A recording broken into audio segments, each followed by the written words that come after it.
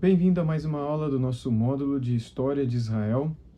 Nesse curso, nós temos estudado um pouco sobre como não só a história de Israel se desenrolou ao longo de todo o Antigo Testamento, mas principalmente a maneira como o próprio Deus, através da revelação dessa história, através da exposição dessa história desse povo, através dos seus profetas, sacerdotes e reis, podem conhecer um pouco mais do caráter desse Deus e do caráter que deveria existir nesse povo ao fazer ele diferença no mundo em que eles vivem, no mundo em que o Senhor os colocou para reinar.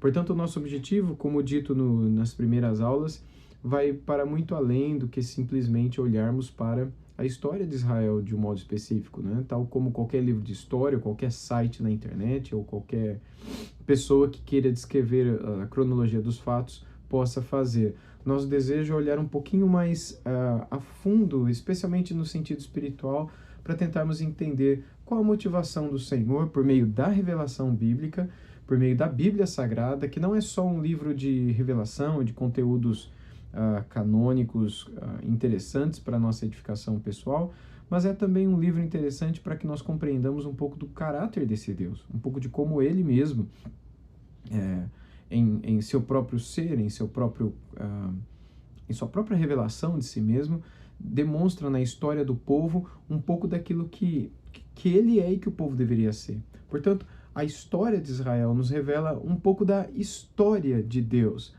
não a história dele como ser, mas a história da revelação dele, ou a história, pelo menos, da revelação do seu caráter, aquilo que revelou um pouco do desejo dele também de ser a nossa própria história, de fazer na nossa própria história. Portanto, conhecer a história de Israel faz com que a gente conheça um pouco da história do desejo do nosso Deus para com relação às nossas vidas. Na nossa última aula, nós vimos um pouco sobre o início da monarquia, como se deu a monarquia unida, quando Saul ascendeu ao trono, e imediatamente foi sucedido por Davi e depois por Salomão, e sobre como no período desses reis, enquanto a monarquia estava unida, Deus fez muitas coisas, como livrar os israelitas dos filisteus e dos amalequitas, julgando especialmente os amalequitas no primeiro momento através de Saul. Vimos também, de um modo resumido, panorâmico, mas sobre como na monarquia de Davi e de Salomão, Deus também estabeleceu ali um exemplo, não é, de como deveria ser o coração de todos os homens, ou seja, um coração arrependido e contrito e consciente de que não vale a pena, por mais oportunidades e situações que a vida nos traga, em que a gente consiga prosperar e ser feliz, fazê-lo longe do nosso Deus, que não há felicidade longe do nosso Deus. E isso fica muito bem exemplificado na vida dos próprios reis de Israel, no seu comportamento, na sua história, nos fatos que aconteceram em suas histórias, em suas vidas, e a maneira como o Senhor se manifestou e se revelou em cada uma delas. Muito bem, hoje nós veremos, como anunciado na última aula, um pouco do período da monarquia dividida. Depois desse período em que constatou-se a presença do Senhor, protegendo o povo e, em alguns momentos, sendo abandonado pelo povo e pelo próprio rei, agora nós entramos num período em que o abandono é praticamente total. E nós não temos mais sobre a nação de Israel alguém que seja um exemplo, tal como Davi e mesmo Salomão no final de sua vida o foram. Bem, como é que começa esse período, portanto? Com a morte de Salomão, que se deu por volta do ano 931 a.C., 930 a.C., com a morte de Salomão, o reino, até então unido, se divide. E nós não temos mais em Israel uma identidade nacional, uma nação com uma capital só.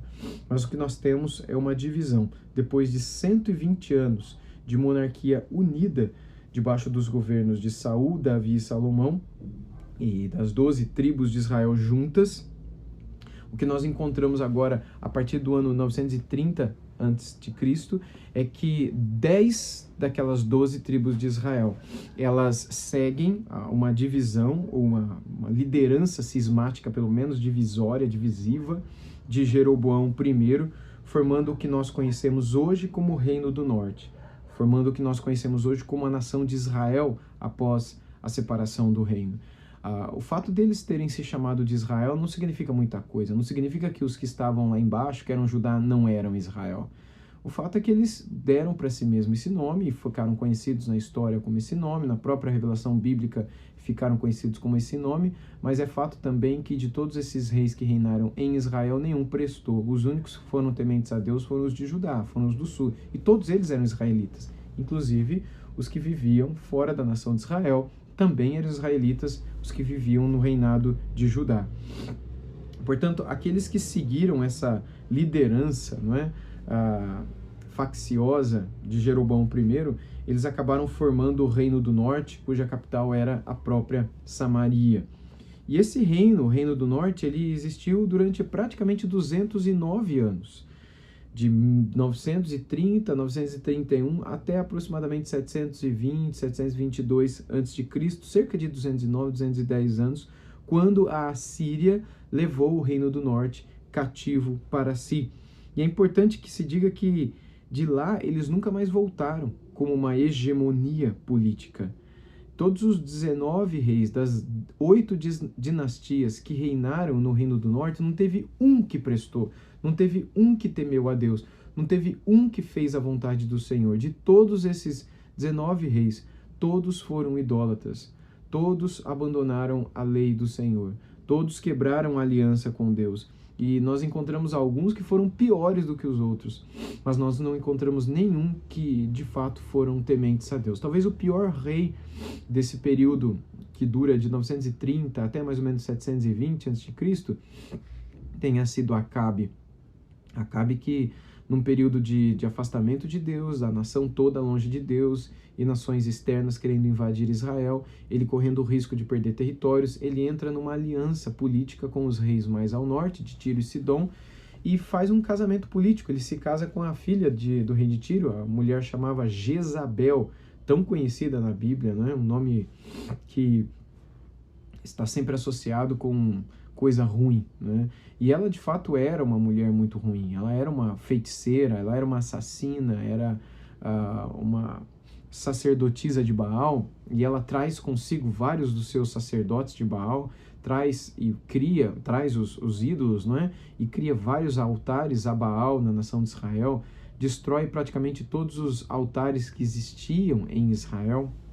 A maioria dos profetas que profetizavam naquele tempo em Israel foram mortos ao fio da espada, a ponto de Elias, na fatídica ocasião em que ele se coloca diante de Acabe, e ele pede para que Acabe convocasse todos os profetas de Baal ao Monte Carmelo e pedisse para que todo o povo, não é, comparecesse ali para ver aquela disputa entre ele, Elias, e os profetas de Baal.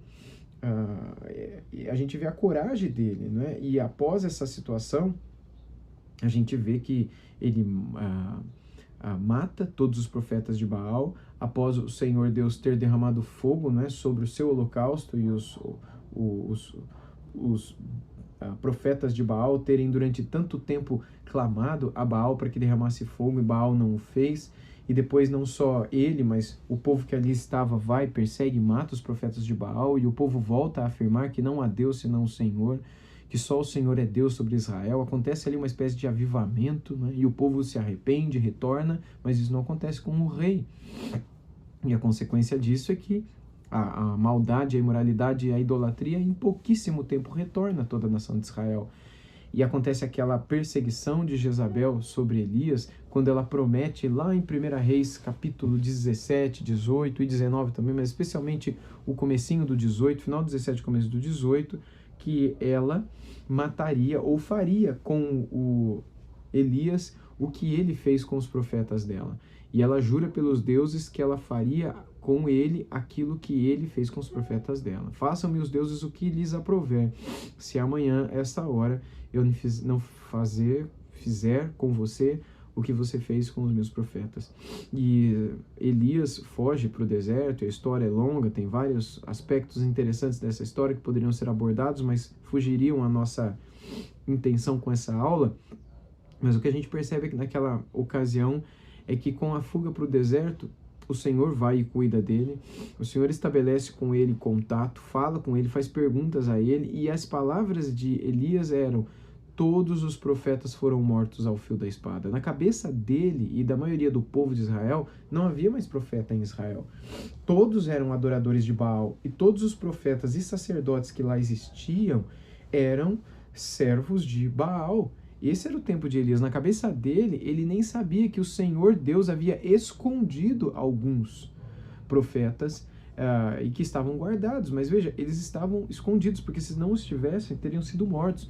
E o próprio Elias só não foi assassinado pela provisão do Senhor. Porque não fosse a bondade de Deus, ele também teria sido morto. Ele também teria sido perseguido, e o fim da vida de Elias teria sido igual ao fim da vida dos reis, dos profetas que anteriormente a ele, no contato que tiveram com a monarquia, foram todos assassinados, mas pela coragem que Deus lhe deu, ele foi, pelo menos 2 ocasiões, perante Acabe, afrontou Acabe, deu ordem a Acabe, a esposa dele, Jezabel, e nada aconteceu com ele. O que se percebe a clara presença de Deus ali ao lado dele. Portanto, nesse período da monarquia dividida, esse foi talvez o evento mais extraordinário que aconteceu, quando Elias e os profetas de Baal estão no Monte Carmelo, ali na região norte de Israel, no reino de Israel, cuja capital era Samaria nessa ocasião. O mundo estava acontecendo lá embaixo também, no reino de Judá, cuja capital era Jerusalém, estava cheio de israelitas ali, de judeus ali, muita coisa acontecendo ali também, e o povo ali idólatra também, mas não se compara com a idolatria do norte, muito pior do que no sul. Então, durante esse período todo, esse período só termina quando, por volta do ano 720 a.C., finalzinho do século 8, comecinho do século 7 a.C., os imperadores assírios vêm, conquistam o reino do sul e os leva ao cativeiro babilônico. Sobre isso, o Samuel Schultz escreve o seguinte, na página 151 da sua História de Israel no Antigo Testamento. Ele diz: os 2 reinos que surgiram após a morte de Salomão são comumente distinguidos com as distinções do norte e do sul.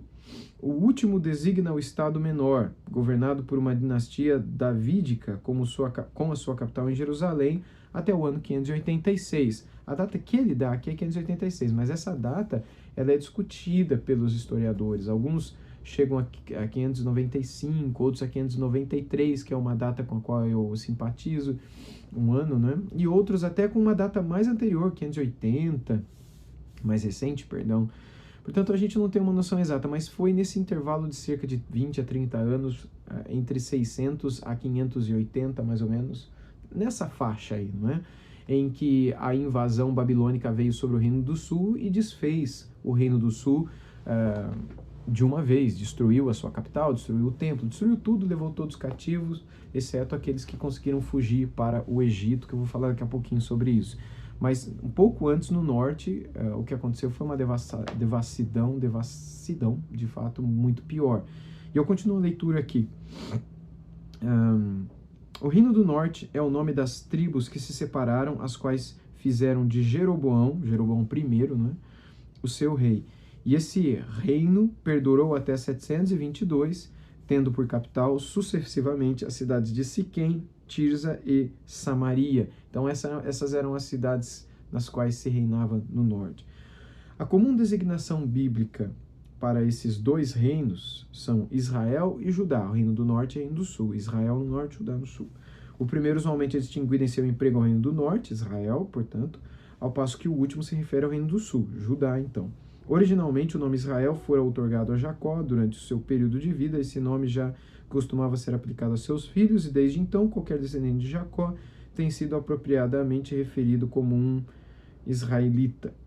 Desde os tempos patriarcais até a ocupação da terra de Canaã, Israel foi o nome que especificou a nação hebreia.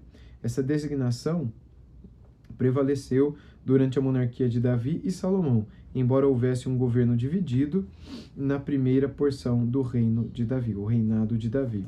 Um pouco mais à frente, aqui, após descrever algumas características a respeito de algumas tribos que ali no meio do povo estavam, ele descreve um pouco da cronologia até que a divisão acontece. Bom, ele coloca o seguinte, na página 152, Esse foi o primeiro período da história do Antigo Testamento em que quaisquer datas podem ser fixadas com certa certeza virtual. A história secular, desvendada por meio de pesquisa arqueológica, provê uma lista eponímica que se relaciona com cada ano da história assíria, de 891 a 648 a.C., por exemplo. Aí tem uma nota de rodapé aqui que descreve essa e outras listas que procuram fazer um paralelo entre a história secular ou a cronologia encontrada em textos de arqueologia ou história secular com aquilo que nós encontramos no próprio Antigo Testamento, e casando-se os textos, casando-se as histórias, nós chegamos a uma datação daquilo que está acontecendo na Bíblia Sagrada, não é? Não porque a Bíblia Sagrada seja, de certo modo, desconfiável, mas é porque nós não encontramos essa denominação de datas oferecidas no Antigo Testamento. A maneira como eles contavam os anos e descreviam o seu tempo era totalmente diferente, assim como o eram também dos seus povos vizinhos, embora cada povo tinha uma maneira de descrever isso. E esses estudos arqueológicos e pessoas que têm empreendido esforços para tentar compreender a história antiga têm chegado a certas datações com certa precisão, não é? E isso tem facilitado também os historiadores do Antigo Testamento a compreender a datação de certos eventos que ali estão escritos. Bom, continuando aqui. 2 fatos significativos fornecem o elo entre a história assíria e a narrativa bíblica sobre os reis hebreus durante o período do reino dividido. As inscrições assírias indicam que Acabe, rei de Israel, participou da Batalha de Karkar, em 853 a.C., contra Salmaneser III, e que Jeú, outro rei de Israel, pagou tributo ao mesmo monarca assírio em 841 a.C., equiparando os informes bíblicos concernentes aos reis hebreus Acasias e Jorão, com esse período de 12 anos de história assíria. Thiele, que é um teólogo bíblico do Antigo Testamento, né, historiador também, ele diz: sugeriu haver um indício solucionador da interpretação apropriada da cronologia. Com essas 2 datas definidamente estabelecidas no sincronismo entre a história assíria e a história hebreia, história de Israel, ele propõe um esquema de cronologia absoluta para o período que medeia entre a divisão do reino e a queda de Jerusalém. Isso serve de chave prática para a interpretação de numerosas referências cronológicas nas narrativas dos livros dos reis e crônicas. Então, a partir daqui, o que ele começa a fazer é estabelecer um certo paralelo e algo que nos facilita a compreensão da história por meio de paralelos que se percebe tanto nesses livros históricos quanto nos livros bíblicos. De um modo panorâmico e resumido, eu diria para vocês o seguinte: o que se percebe ao longo dessa divisão, de um modo bastante prático, não é? É que todos os reis do norte foram ímpios, idólatras e não temeram ao Senhor. Praticamente todos, sem nenhuma exceção. Por isso que nós encontramos, cerca do ano 720 a.C., o Império Assírio levando cativo o povo de Israel para junto de si. Nós percebemos essa ruptura entre as nações e a maneira como o reino do norte acabou sendo levado, né, e oprimido como fruto dessa própria maldade, como fruto dessa própria idolatria constante nesse reino do norte. Já no reino do sul, que nós encontramos, é algo bastante diferente.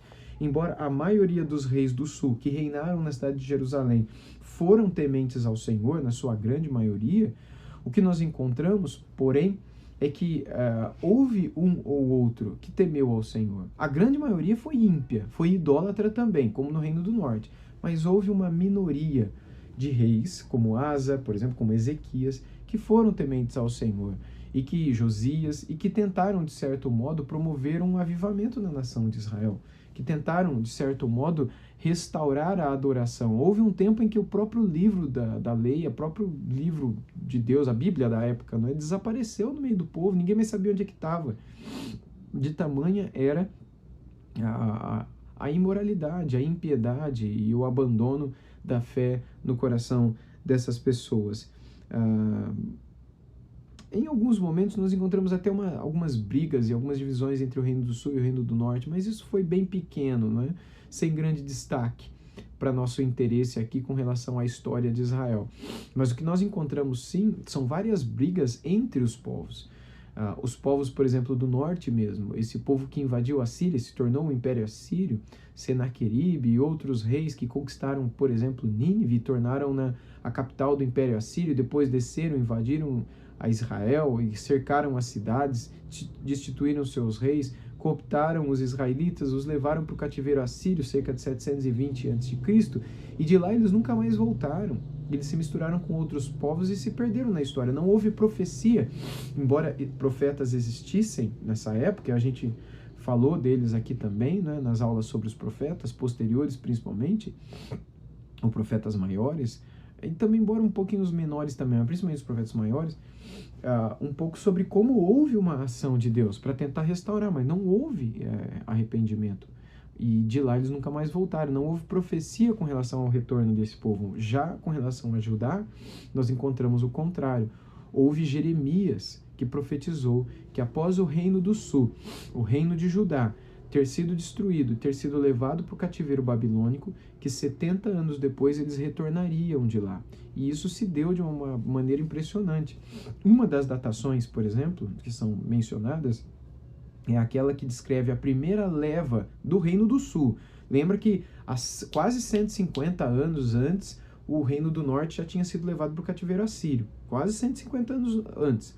Agora não tinha mais nada em cima de Judá, era só eles, independentes, hegemônicos, né, politicamente. Não havia mais um Reino do Norte, o Reino de Israel. Era só o Reino do Sul. O Reino do Norte já estava no cativeiro babilônico. E os profetas do Sul dizendo, vocês também vão para o cativeiro. Vocês logo vão para o cativeiro. E eles não acreditando, porque os profetas que lá existiam profetizavam só de paz, e vitória e prosperidade. E vários deles dizendo, não, isso vai acabar por conta da nossa maldade. Talvez o mais importante e o mais conhecido tenha sido Jeremias.